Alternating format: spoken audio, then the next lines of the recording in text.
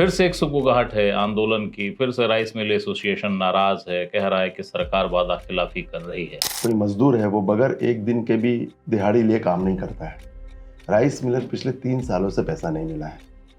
4,000 करोड़ रुपए हमारा सरकार के पास में बकाया है। हम 50 किलोमीटर गए तो 50 किलोमीटर का भाड़ा मिलना चाहिए, लेकिन सरकार के लोग कहते कि हम आपको भाड़ा नहीं देंगे। 23-24 का प्रोत्साहन राशि दे देंगे। 23-24 का चावल ही जमा नहीं हुआ अभी तक, तो कहाँ से हमको पैसा दे देंगे? उसका बिल ही नहीं बना है, उसमें लाखों करोड़ों रुपए की पेनल्टी लगा दी। उसको सुधारते सुधारते हमको भी 6 महीना लग जाएगा, तो 6 महीना उनको पैसा नहीं देना पड़ेगा हमको। बड़ा चालबाजी करी उन्होंने। अभी पंजाब में जगह नहीं थी, पंजाब के मुख्यमंत्री जी, वहाँ के मंत्री जी दिल्ली में जाके डेरा डाल दिए। उनको 10 लाख टन का स्पेस मिल गया है, हमको सिर्फ 1 लाख टन का स्पेस मिला है। 22-23 का जो धान जो मिलर के पास पड़ा है, जिसको सरकार के गोडाउन में जगह नहीं है, मिलर के पास पड़ा चावल सॉरी, इससे मिलर को क्या नुकसान हो? और ये अब पैसा नहीं आने से आपको बता रहा हूँ, विकट स्थिति ये होगी कि कई मिलर हमारे, मुझे नहीं लगता कि मैं मतलब सोचता हूँ कि मिलर ऐसा ना करें, लेकिन मुझे लगता है कोई मिलर सुसाइड भी कर सकता है। हमारा एक मिलर इसके पहले 4 महीने पहले ट्रेन के नीचे कट कर आत्महत्या कर लिया उसने। इतना कड़ा नियम उन्होंने लगा दिया कि जैसे हम कोई ब्राउन शुगर या गांजा अफीम की पैदावार कर रहे हैं या उसकी मिलिंग कर रहे हैं। माननीय अमित शाह जी कुछ दिन में हमारे प्रदेश आने वाले हैं। मैं आग्रह करता हूं कि वो इस बात को ध्यान दें, और मैं तो पत्र भी लिख रहा हूं माननीय प्रधानमंत्री जी को। कल सवेरे मेरा पत्र चला जाएगा। माननीय प्रधानमंत्री जी, अमित शाह जी, गवर्नर साहब, राष्ट्रपति जी, सबको मेरा पत्र जा रहा है। बीच में ये खबरें भी आई कि जब आप लोग नाराज हुए, आपका एसोसिएशन नाराज हुआ, हड़ताल की स्थिति बनी, गतिरोध बहुत बढ़ गया। क्या ये सही है कि एसोसिएशन पे दबाव बनाने की कोशिश हुई थी? विडंबना एक और बताता हूँ कि सरकार कहती है कि आप 1 कुंटल धान में 67 किलो चावल दीजिए। वो हमारा बनता ही नहीं है। हमारा चावल बनता है 52 और 55 किलो अरवा चावल। उसमें बाकी 12 किलो हम अपने पास से मिला के देते हैं। नमस्ते, पंचायती में एक बार फिर मैं हाजिर हूँ। जैसा कि आप जानते हैं, मेरा नाम याज्ञवल्क्य है और फ्रेम में जो सज्जन साथ दिख रहे हैं वो योगेश अग्रवाल हैं, जो राइस मिल एसोसिएशन है छत्तीसगढ़ की, उसके अध्यक्ष हैं प्रदेश के। और हाजिर इसलिए हो गया हूं क्योंकि फिर से एक सुगबुगाहट है आंदोलन की। फिर से राइस मिल एसोसिएशन नाराज है, कह रहा है कि सरकार वादा खिलाफी कर रही है। हालिया दिनों में ऐसे कई घटनाक्रम आए हैं जब राइस मिल एसोसिएशन और सरकार के बीच आमने सामने की स्थिति रही। फिर कहा गया नहीं सरकार तो बड़ी भली है, वादा की है, वादा निभाएगी। और अब फिर स्थिति ये है कि नहीं, सरकार तो वादा खिलाफी करती है। तो ये कभी वादे पे मान जाना और कभी वादा ना होने पे रूठ जाना, और इस बार इसकी गंभीरता कितनी है वही समझने आया हूँ। सर नमस्कार भाई साहब। क्या हो गया है, आप फिर रूठ गए? नहीं, रूठे नहीं हैं हम लोग। दरअसल क्या है कि मिलर्स के साथ में वाकई समस्या है। अब देखिए, अगर कोई मजदूर है वो बगैर एक दिन के भी दिहाड़ी लिए काम नहीं करता है। राइस मिलर पिछले 3 सालों से पैसा नहीं मिला है। 4,000 करोड़ रुपए हमारा सरकार के पास में बकाया है। हमने कहा था कि आप एक साथ अगर पैसा नहीं दे सकते तो किश्तों में दे दो। सरकार ने कहा कि हम किश्तों में आपको पैसा दे देंगे। तो हमने कहा कि हमारा जो 22-23 का जो हमारा पैसा बकाया है, जो एक किश्त हमको राज्य सरकार ने दी जब सरकार बनी थी तब, लोकसभा चुनाव के पहले, तो उसकी दूसरी किस्त हमारी बची हुई है 60 रुपये की। हमने वो कहा था कि वो 60 रुपये हमें आप दे दीजिए। तो उस पर हमारी सहमति बन गई कि ठीक है, आपको वो 22-23 का 60 रुपये दे देंगे। साथ में हमारा जो कस्टम मिलिंग का जो प्रोत्साहन राशि है, जो पहले कांग्रेस सरकार ने 120 कर दिया था, 40 से 120 किया था। फिर भाजपा की सरकार आई तो उन्होंने 60 कर दिया था। फिर अभी हमारे उनके बातचीत होने के बाद में उन्होंने उसको 80 रुपया कर दिया और कहा कि हम 80 रुपये में सहमत हैं। और जो हमारा ट्रांसपोर्टिंग चार्ज जो होता है, जो हमको एक्चुअल मिलना चाहिए, अगर हम 20 किलोमीटर गए तो 20 किलोमीटर का भाड़ा मिलना चाहिए, हम 50 किलोमीटर गए तो 50 किलोमीटर का भाड़ा मिलना चाहिए। लेकिन सरकार के लोग कहते कि हम आपको भाड़ा नहीं देंगे, हम आपको केंद्र शासन से जो 14 रुपये आता है वही देंगे। और उसमें कोई किलोमीटर नहीं है, फिक्स है वो। चाहे 50 किलोमीटर जाओ चाहे 100 किलोमीटर जाओ, आपको 14 रुपये मिलेगा। जबकि पूर्व के वर्षों में हमको ये मिलता रहा है, राज्य सरकार देती रही है। लेकिन अचानक से ऐसा क्या हो कि राज्य सरकार बोलती है हमको एक्चुअल भाड़ा नहीं देंगे। राज्य सरकार अपना धान उठाती है तो ट्रांसपोर्टर को एक्चुअल भाड़ा दे रही है, राइस मिलर को एक्चुअल भाड़ा नहीं देंगे। तो राइस मिलर के पास कोई टकसाल तो नहीं है कि वो उधारी में काम भी करे, अपने से भाड़ा भी दे और तो ये तो बहुत नुकसान वाली चीज़ है। तो इस पे हमारी सहमति बन गई थी और उसके बाद में ये कह रहे हैं कि कैबिनेट में बात को ले जाएंगे और अब कह रहे हैं कि कैबिनेट में पास नहीं हुआ। तो ये तो सरासर धोखा हुआ ना हमारे साथ में। सरकार तो आपकी दो बातें मान गई है ना साहब, फिर क्यों आप कह रहे हैं कि नहीं नहीं वो पिछला दो पिछला दो? नहीं, आप कंफ्यूज हैं। थोड़ा सा सरकार वाकई में हमारी एक बात मानी है, हाँ, हमारी प्रोत्साहन राशि 80 रुपया देने के लिए बस। जो उन्होंने एक बड़ा गेम खेला हमारे साथ में कि हम आपको 23-24 का भाड़ा दे देंगे। आपको पता है 23-24 का अभी तक चावल ही नहीं जमा हुआ है।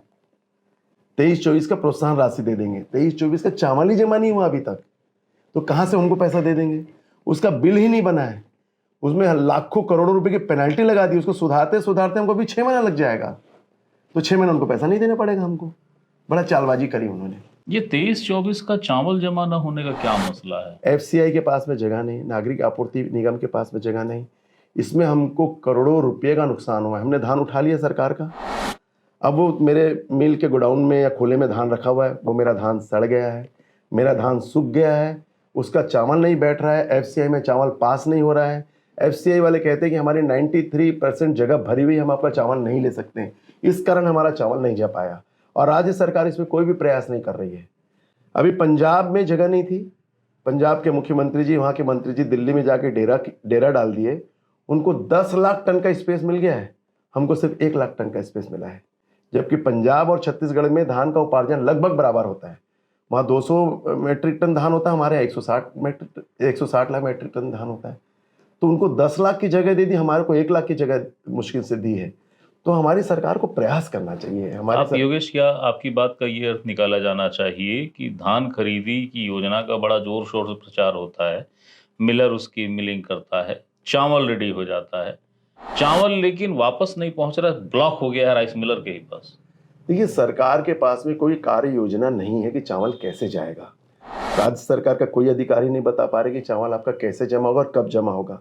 एफसीआई का कोई अधिकारी नहीं बता पा रहा है कि चावल कब जमा होगा, कैसे जमा होगा। आप धान खरीद रहे हैं, धान कहां जाएगा ये भी नहीं पता आपको। आप 160 लाख टन धान खरीदने के आप प्रयास करें, जो कि आपकी मंशा है ही नहीं। इसलिए ये सारे अड़ंगे अटकाए जा रहे हैं कि आपको 160 लाख टन धान खरीदना ही नहीं है। अड़ंगे अटकाओ तो धान नहीं आएगा। ये पूरी रणनीति के तहत एक काम हो रहा है। इससे राइस मिलर, ठीक है, 22-23 जरा इसलिए प्रश्न है क्योंकि मुझे भी कई लोगों को समझ नहीं आती चीजें।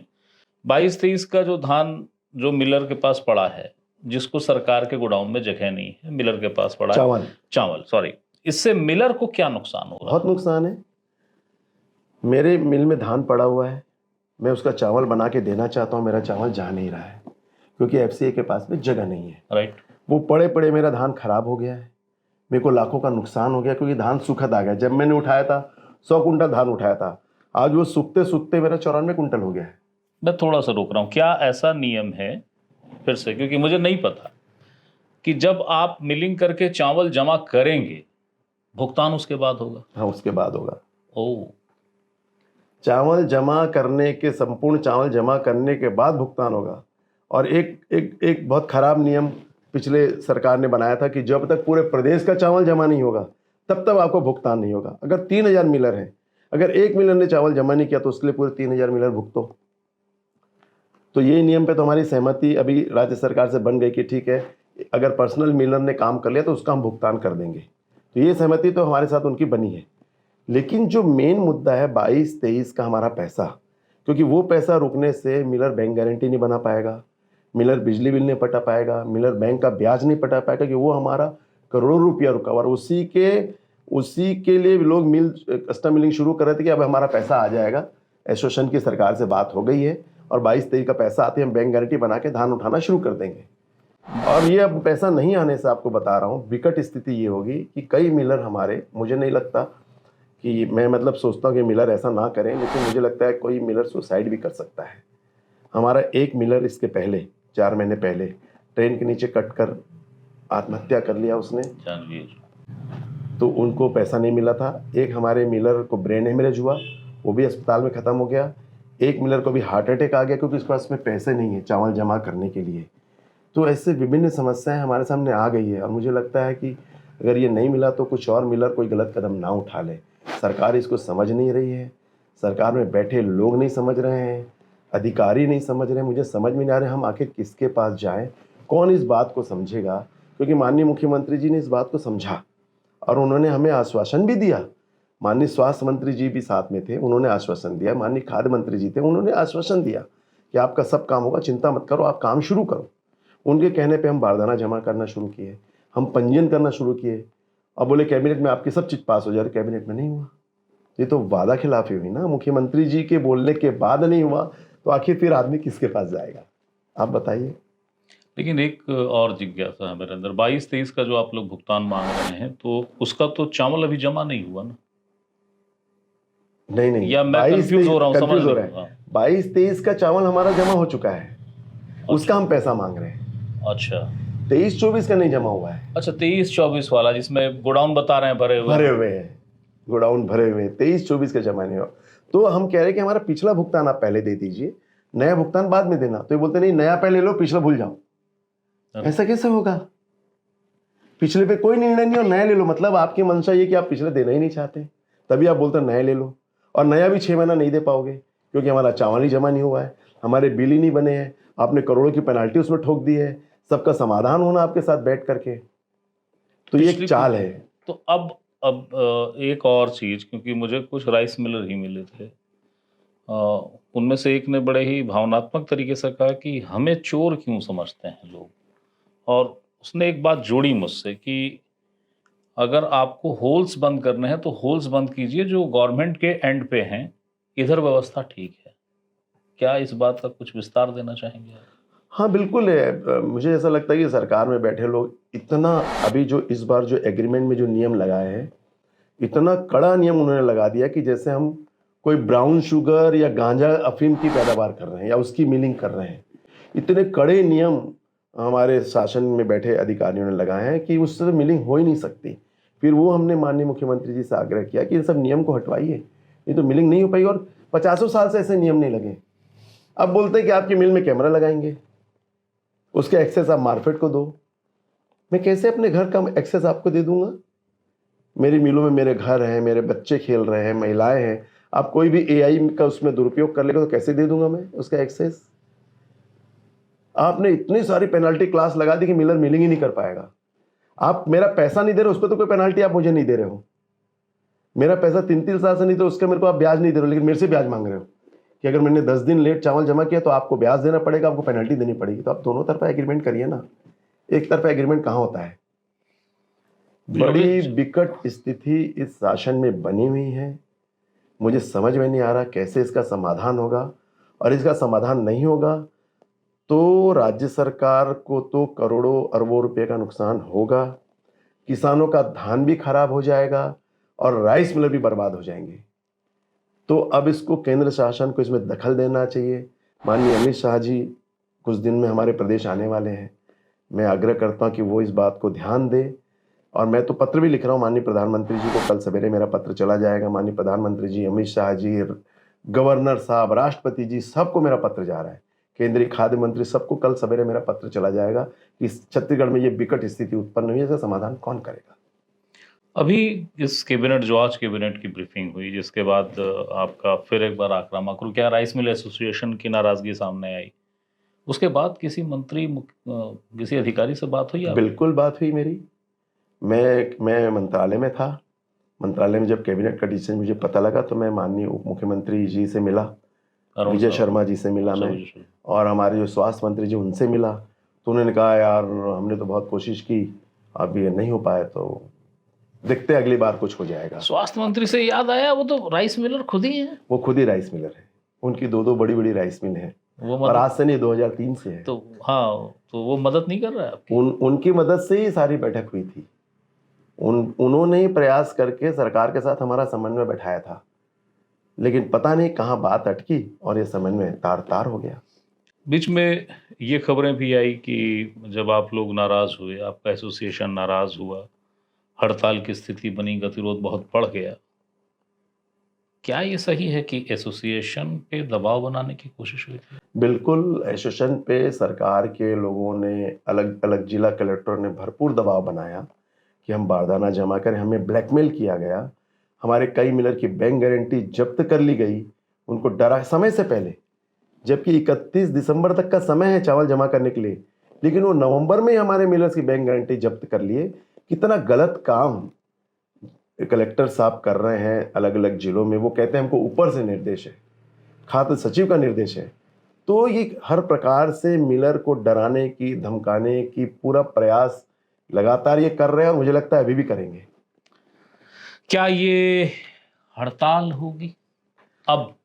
मुझे लगता है कि कल हमने पूरे प्रदेश के राइस मिलर की आम बैठक बुलाई है। पिछले बार भी हम आम बैठक बुलाए थे, लेकिन माननीय मुख्यमंत्री जी के आकर के बाद हमने उस बैठक को रद्द कर दिया था। लेकिन अब हमने कल एक आम बैठक बुला ली है और उसमें हम तय करेंगे मिलर्स क्या चाहता है। लेकिन सभी मिलर्स के जो मुझे फ़ोन आ रहे हैं और जो व्हाट्सएप ग्रुप में चल रहा है कि हम काम नहीं कर सकते, क्योंकि अगर मिलर काम करता है तो उसकी मिलें बिक जाएंगी अगले साल। एक मिलर कम से कम करोड़ों के नुकसान में जाएगा, एक मिलर करोड़ों के नुकसान में जाएगा। तो मिलर अब काम करने के लिए मुझे नहीं लगता कि सहमत होगा, क्योंकि ट्रांसपोर्टिंग में मिलर बर्बाद हो जाएगा। जिसका मुझे 80 रुपया ट्रांसपोर्टिंग का लगता है, उसके ये मुझे 14 रुपये देंगे, तो मैं कहाँ से लाऊंगा इतना पैसा? ला ही नहीं सकता। उसके साथ आप साथ ये बता रहे हैं कि मान लीजिए कोई राइस मिल नया रायपुर इलाके में है और उसको ट्रांसपोर्टिंग करना है आरंग से, तो किलोमीटर चाहे जितनी दूर हो निर्धारित राशि दी। 14 रुपये मिलेगा बस। पहले ऐसा नहीं था। पहले ऐसा नहीं था। हम ये हमारा बस्तर का डीओ काटते 250 किलोमीटर का, अब भाड़ा बोलते हम 14 रुपये देंगे। ऐसे कैसे होगा? मैं चावल जमा करने जा रहा हूँ। 14 रुपये प्रति किलोमीटर? सिर्फ नहीं, सिर्फ 14 रुपये फिक्स, प्रति किलोमीटर नहीं है भाई साहब। 14 रुपये तो मेरी हमाली लग जाती है, हम हमाल को देते हैं। और आपको एक बड़ी विडंबना एक और बताता हूँ कि सरकार कहती है कि आप 1 कुंटल धान में 67 किलो चावल दीजिए। वो हमारा बनता ही नहीं है। हमारा चावल बनता है 52 और 55 किलो अरवा चावल। उसमें बाकी 12 किलो हम अपने पास से मिला के देते हैं। अपना धान खरीदते वो नुकसान हमको होता है। इसलिए राज्य शासन हमको प्रोत्साहन राशि देती है कि हम 12 किलो अपने घर से धान खरीद के मिला के देते हैं। तो ये कितनी जो, और हमें ऐसा धान दे दिया जाता है जिससे चावल ही नहीं बनता है। मोटा धान दे दिया जाता है जिससे अरवा चावल बनता ही नहीं, उससे पोहा बनता है या उससे उसना चावल बनता है, तो वो हमको बेचना पड़ता है, बाजार से चावल खरीदना पड़ता है। ये कहते हैं कि हम आपकी मीटर रीडिंग, कैसे आप मीटर रीडिंग करोगे?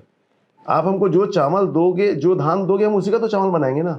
और आप वो उसका चावल नहीं बनेगा तो हम क्या करेंगे? तो हमने माननीय खाद्य सचिव को भी कहा कि आप हमें ऐसा धान मत दीजिए जिससे चावल नहीं बनता हो। बोले नहीं, लेना पड़ेगा। तो लेना पड़ेगा तो बेईमानी तो आप ही हमको सिखा रहे हो कि आप बेच दो उसको, चावल बाजार से खरीद लो, फिर बोलते हैं आपकी मीटर रीडिंग दिखाओ। तो कैसे दिखा सकते हैं? बहुत विडंबना है इस धान चावल को लेकर के। सरकार को बहुत गंभीरता से बैठना चाहिए, समझदार लोगों को बैठाना चाहिए। जो हठ धर्मिता वाले लोग उनको बिल्कुल नहीं बैठाना चाहिए, जो समझे इस पॉलिसी को, आखिर ये पॉलिसी कैसे सुधर सकती है, क्या इसमें तकलीफ है। हम नहीं चाहते कि सरकार को नुकसान हो, बिल्कुल नहीं चाहते। हम नहीं चाहते किसानों का धान बर्बाद हो, हम नहीं चाहते मिलर को तकलीफ हो। लेकिन जो नुमाइंदे बैठे हुए हैं वो कहीं से भी चीज़ों को ठीक करना ही नहीं चाहते। चलिए एक चीज़ ये बता दीजिए कि जब यदि ये स्थिति, कल बैठक है आप लोगों की, हड़ताल की पृष्ठभूमि क्या कहती है, क्या करेंगे आप लोग? मुझे कुछ व्हाट्सएप में मैसेज मिले कि ये मत करो, अब बंद करो, डीओ मत उठाओ, ये सारी चीज़ें। मुझे ऐसा लगता है कि मिलर काम करने के मूड में नहीं है, क्योंकि वो काम करेगा तो बर्बाद हो जाएगा। अगर वो सरकार का धान उठाता है और चावल जमा करता है तो बर्बाद है वो।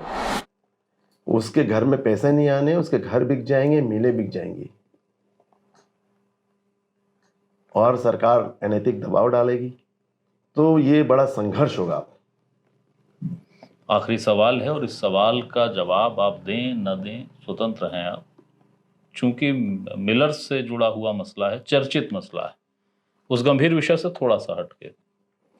भूपेश कार्यकाल में कुछ खबरें आई कि जो समर्थन मूल्य दिया जाए, बोनस दिया जाए, उसमें से कुछ राशि ले ली जाती थी।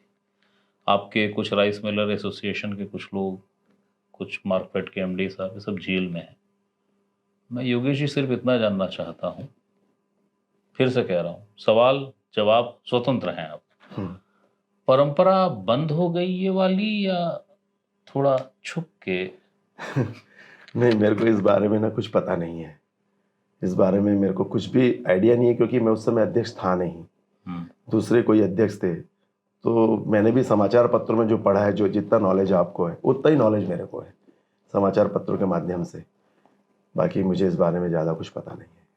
बहुत बहुत शुक्रिया, आपने समय दिया। बहुत बहुत Thank you। धन्यवाद। तो ये थे योगेश अग्रवाल जी, जो राइस मिलों को लेकर जो मुद्दा है, जो लगातार खबरें आ रही हैं कि कभी सामंजस्य बनता है, फिर खबर आती है कि नहीं नहीं मसला गड़बड़ा रहा है। तो मैं इनके पास इसीलिए आया था कि विस्तार से समझ सकूं कि आखिर राइस मिल वाले जो भी एसोसिएशन हैं उनकी मांग क्या है, उनकी परेशानियां क्या है, क्यों ये गतिरोध आ रहा है, सरकार पे कभी मुदित और कभी कुपित होने का ये जो भाव है, इसके कारण क्या है।